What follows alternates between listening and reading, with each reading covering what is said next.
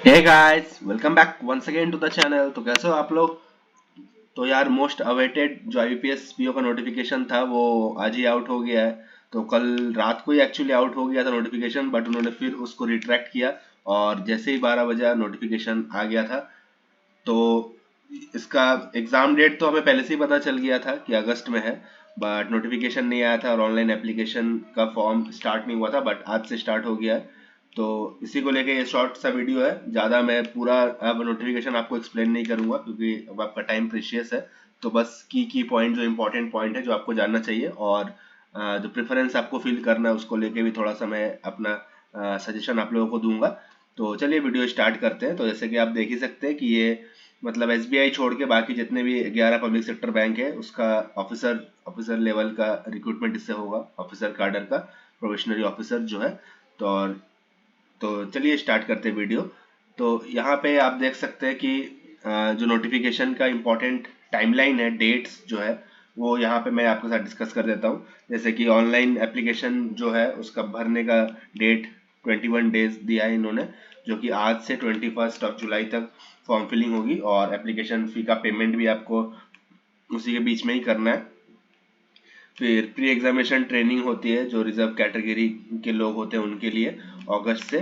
फिर call letter जो आपका प्री एग्जामिनेशन वो भी आप डाउनलोड कर पाएंगे अगस्त में, और एग्जाम भी अगस्त में। तो मोस्ट प्रोबेबली आप मान के चलो कि 1 से 7 के बीच में आपका कॉल लेटर आ जाएगा इसके लिए, आईपीएसपीओ का प्रीलिम्स के लिए। और जो रिजल्ट है वो भी आपका सितंबर में आ जाएगा, और मेंस का भी जो है वो सितंबर अक्टूबर में इन्होंने कॉल लेटर दिया है, और ऑनलाइन एग्जामिनेशन मेंस जो होगा वो अक्टूबर में होगा, अक्टूबर के लास्ट में, जैसे हम लोग को पता ही है। ठीक है।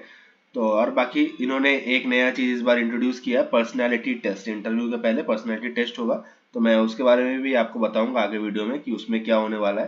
तो और प्रोविजनल अलॉटमेंट आपको इस बार जनवरी फरवरी में ही आईबीएसपीओ का फाइनल रिजल्ट देखने को मिल जाएगा, जैसा कि इन्होंने मेंशन कर ही दिया नोटिफिकेशन में। नेक्स्ट जो की चीज ये कभी नोटिफिकेशन में मेंशन नहीं करते थे कि कंपनसेशन का पार्ट जो है, ये इसके पहले कभी भी इन्होंने नोटिफिकेशन में मेंशन नहीं किया कि क्या सैलरी होती है। सब हम लोग के टाइम पे हम लोग ने भी सब वो मतलब जो है सैलरी स्लिप का जो वीडियो है यूट्यूब में वो देख देख के हमें पता लगता था कि कितना पे स्केल है। बट अभी इन्होंने इस बार कॉम्पनसेशन अलग से नोटिफिकेशन में ही लिख दिया है कि बेसिक जो आपका होने वाला है प्रोफेशनली ऑफिसर या मैनेजमेंट ट्रेनिंग के पोस्ट में, तो वो 48,480 का आपका बेसिक होगा। तो आप मान के चलो ये बेसिक है, इसके ऊपर आपको डीए मिलेगा जो अभी करेंटली 21.2% का राउंड चल रहा है। तो बेसिक का 21.2% वो आपका डीएनएस अलाउंस बनेगा। फिर एचआरए मिलेगा आपको अलग से, फिर और बहुत सारे अलाउंस होते हैं, लर्निंग अलाउंस, कन्वेंस अलाउंस। तो आप मान के चलो मोटा मोटा ग्रॉस जो आपका वो 83-84 के आसपास बनता है डिपेंडिंग अपॉन द बैंक। और इन हैंड सैलरी जो आपकी वो 75K से 76K के बीच में बनेगी। 75,000, 75,000 से 76,000 रुपए आपको इन हैंड सैलरी शुरू में मिलेगी। ठीक है। तो ये बहुत ही अच्छा स्केल ऑफ पे है एक इनिशियल, अगर आप यंग एज में हो या आप कहीं प्राइवेट सेक्टर में भी जॉब कर रहे हो तो ये आपके लिए बहुत अच्छा हाइक होगा अगर आप इस जॉब में लग पाओ तो। बहुत अच्छा सैलरी है। और पार्टिसिपेटिंग बैंक्स की अगर बात करें तो Bank of Baroda, bank of India, bank of Maharashtra, ये सब public sector bank, Canara bank, central bank, Indian bank, तो ये सब बैंक है जो एसबीआई छोड़ के जितने भी पब्लिक सेक्टर बैंक है उन सब बैंक्स में ही ऑफिसर कैडर के लिए रिक्रूटमेंट होगा। ठीक है। तो और सैलरी को लेके अब जैसे ही मेरा पहला सैलरी आता है मैं उसके रिलेटेड आपको सैलरी स्लिप अपना शो करूंगा और अच्छे से डिस्क्राइब कर दूंगा। फिलहाल के लिए अभी आपका जो जानने का मेन है वो बेसिक आपको बता दिया गया है, और इन हैंड आप मान के चल सकते हो कि 75,000 से 76,000 रहेगी इनिशियली। ठीक है। तो नेक्स्ट स्लाइड में हम डिस्कस करते हैं कि एज जो है, तो इस बार एज इन्होंने 1 जुलाई से कैलकुलेट किया है।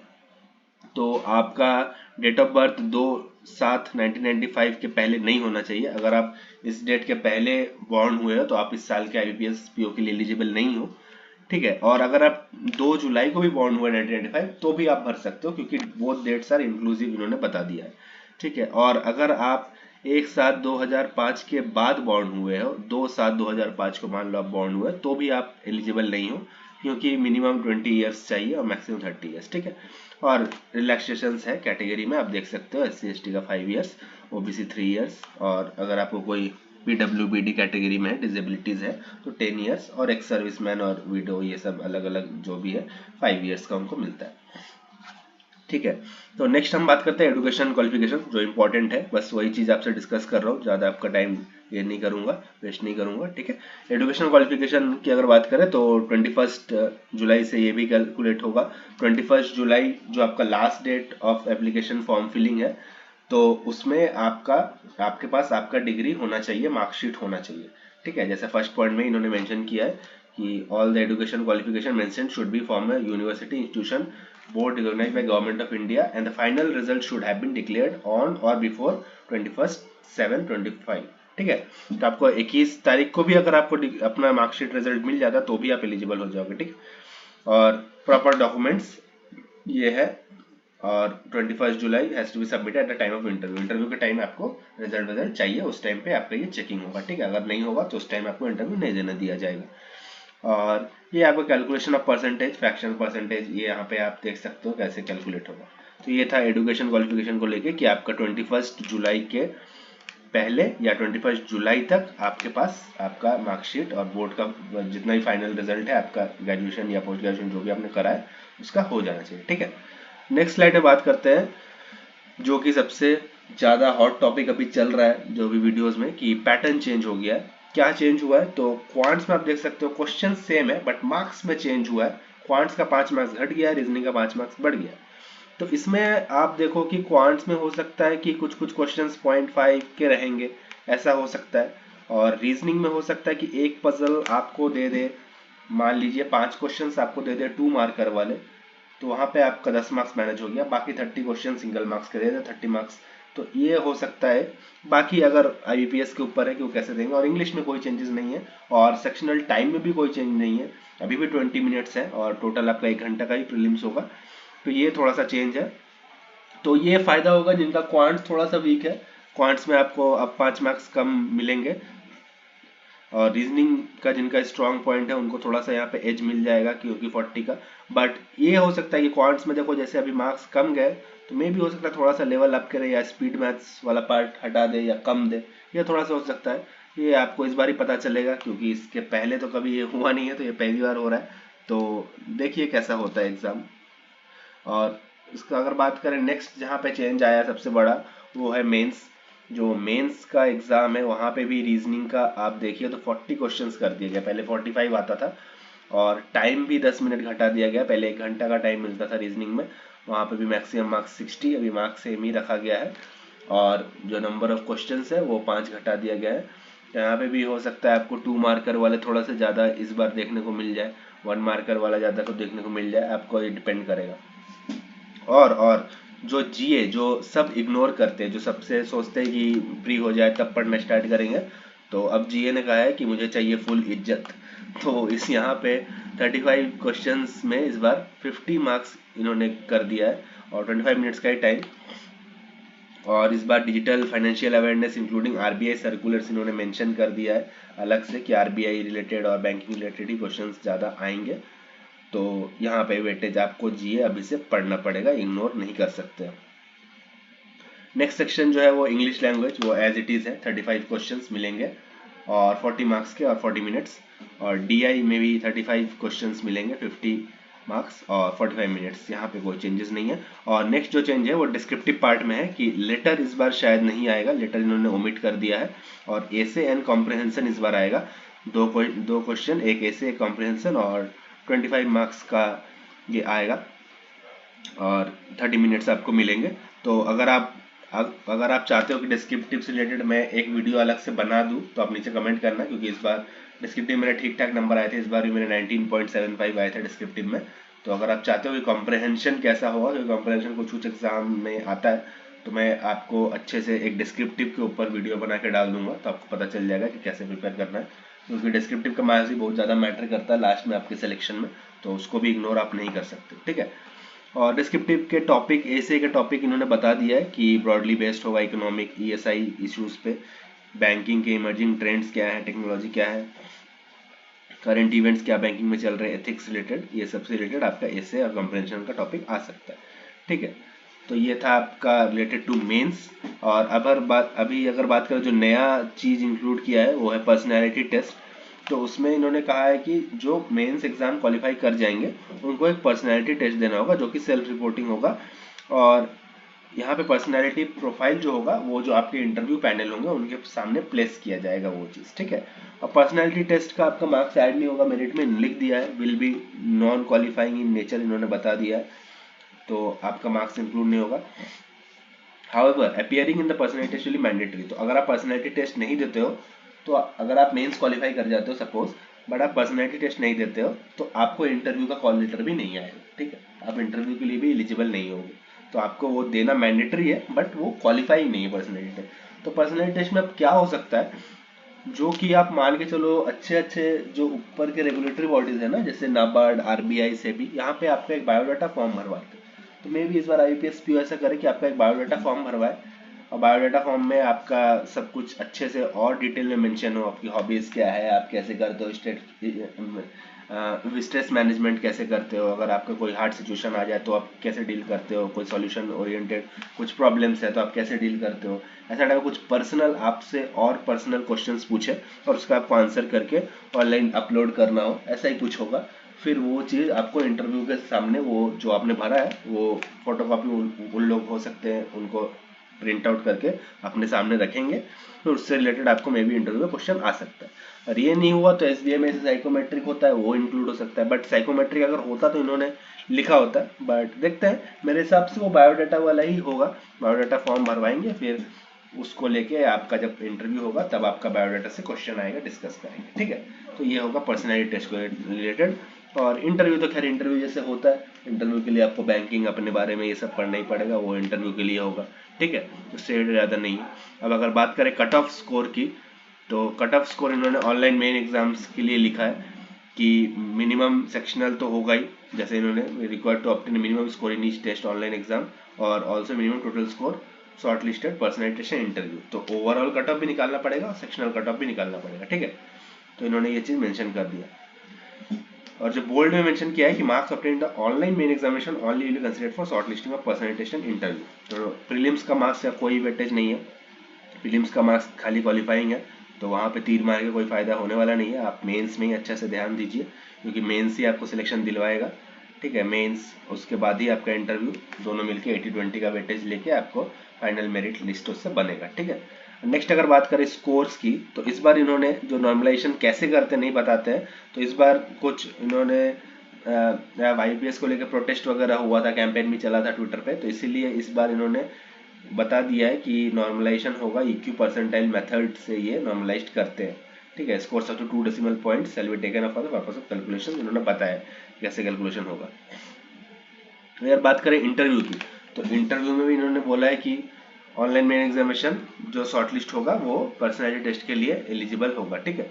और ये इंटरव्यू आपके कोऑर्डिनेट करेंगे nodal banks, state unitary region के जो नोडल बैंक होंगे IBPS के, जो जहाँ पे वहाँ पे होंगे डिफरेंट डिफरेंट, जैसे कोलकाता में PNB करवाता है, MP साइड में शायद सेंट्रल बैंक करवाता है, साउथ साइड में कैनेडा कहीं करवाता है, कहीं IOB करवाता है, कहीं BOB करवाता है, तो डिपेंड करता है जहाँ पे जो बैंक सबसे बड़ा है वहाँ पे वो करवाता है, ठीक है।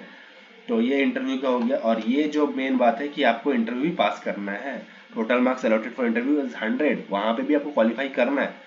अगर आप 40 मार्क्स के नीचे लाते हो तो वो फेल इन इंटरव्यू हो जाता है, तब आप मान लो आप 20-25-30 मार्क्स का भी लीड ले लो, बट इंटरव्यू में आप 35 ला रहे हो, 36 ला रहे हो, बिलोंग टू जनरल कैटेगरी और EWS कैटेगरी, तो आप फेल कर जाओगे इंटरव्यू में। तो इंटरव्यू फेल हो जाएगा तो आपका भले ही 30 मार्क्स का लीड हो मेंस में, but you will not be selected in the final merit list, ठीक है। और इनका 35% for SC ST OBC PWD candidates के लिए चाहिए होता है मिनिमम इंटरव्यू में, ताकि आप क्वालिफाई कर पाओ इंटरव्यू में फेल ना कर जाओ। और जो फाइनल सिलेक्शन होगा उसका ऑनलाइन मेन एग्जामिनेशन का वेटेज 80% लिया जाएगा और इंटरव्यू का 20% लिया जाएगा, ठीक है।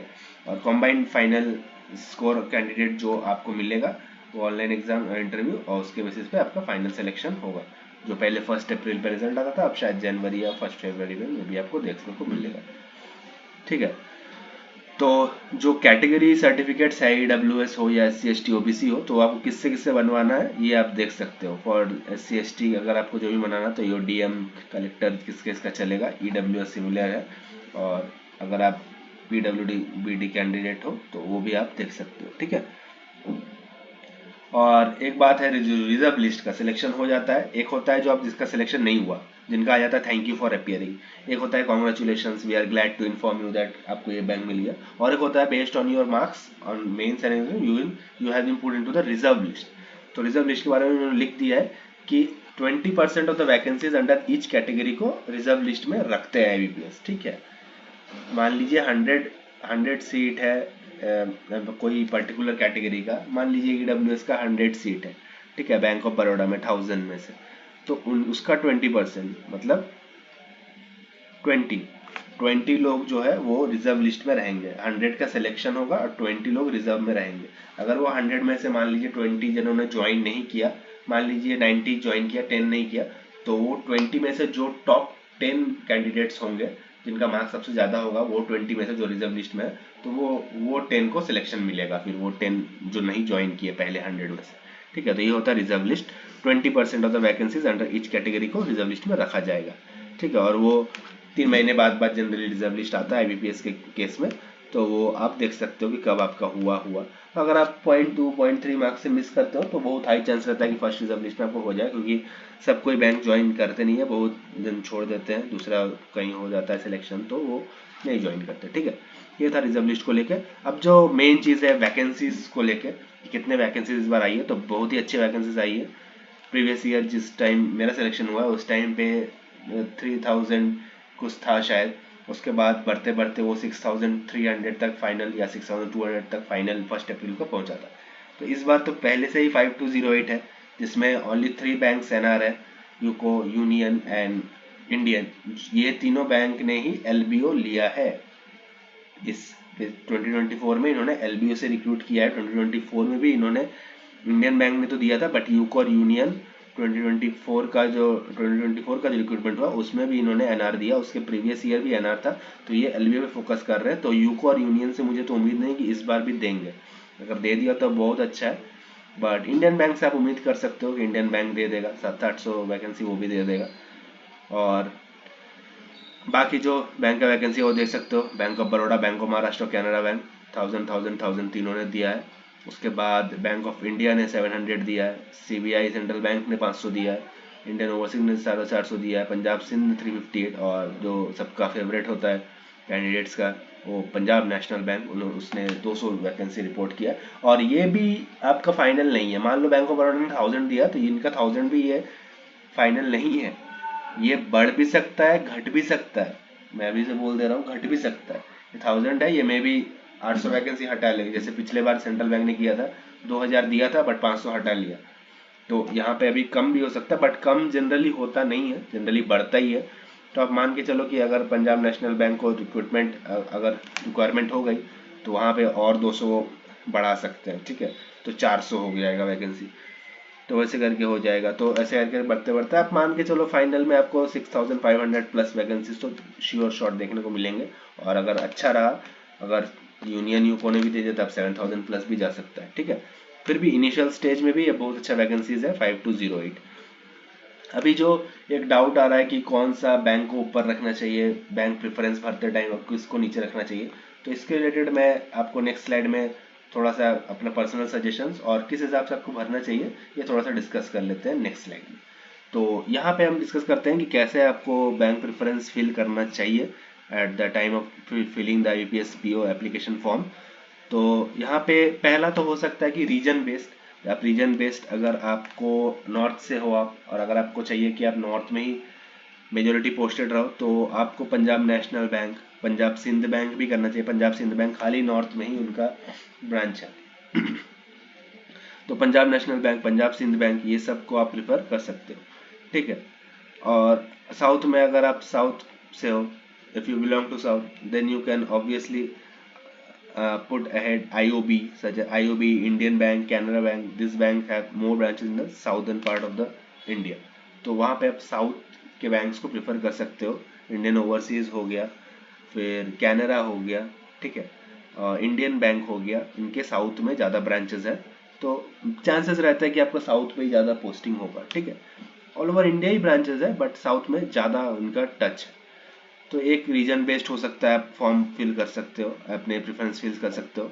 एक है कि टॉप परफॉर्मिंग बैंक्स जो मतलब अच्छे बिजनेस कर रहे हैं, जिनका अच्छा प्रॉफिट मार्जिन है। तो इसमें क्या होता है, टॉप परफॉर्मिंग बैंक्स में अगर आप चॉइस फिल करते हो तो देखो, बिजनेस कर रहे हैं तो बिजनेस कौन करेगा, आपसे ही करवाएंगे, आप पे ही प्रेशर आएगा, आपको ही प्रोडक्ट्स बेचने पड़ेंगे, आपको ही अकाउंट्स खुलवाने पड़ेंगे, सब कुछ आपको ही करना पड़ेगा। तो जैसे इनका अलाउंस बहुत अच्छा होता है तो इनका प्रेशर भी थोड़ा ज़्यादा है।